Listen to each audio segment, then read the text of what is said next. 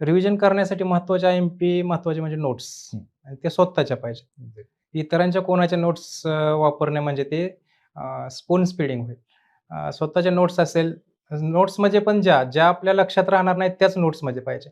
जे तुमच्या ऑलरेडी डोक्यामध्ये असेल किंवा तुम्हाला जे ऑलरेडी माहिती आहे. शेवटी एम-पी-एस-सी म्हणजे काय आहे? तुम्हाला माहीत असणं आणि माहीत नसणं यातला फरक आहे.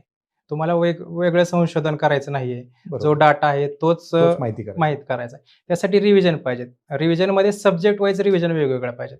आता पॉलिटीमध्ये फॅक्ट्स जास्त आहेत. त्यामुळे तुम्हाला कलमं वगैरे आता पॅटर्न चेंज झालाय तो वेगळा विषय. पण कंबाईनसाठी पण हा उपयोगी येऊ शकतो. ज्यामध्ये तुम्हाला फॅक्ट्स माहीत असतील, पॉलिटीमधील असतील, इकॉनॉमिक्समधील काही आकडेवारी असतील, सायन्समधील काही प्राणी वर्गीकरण, वनस्पती वर्गीकरण अशा बाबी असतील. या तुम्ही नोट्स काढणं गरजेचं आहे. आणि नोट्सला काही ट्रिक्स असतील, ते स्वतःच्या असाव्यात. नॉनसेन्स असले तरी काही गरजेचं नाही ते. म्हणजे वेगळं वाटणार नाही. फक्त स्वतःच्या लक्षात असावं. या पद्धतीने रिव्हिजन करणे. रिव्हिजनसाठी नोट्स काढणेच महत्त्वाचं आहे. म्हणजे प्रत्येक सब्जेक्टचे मी तर म्हणतो नोट्स पाहिजे.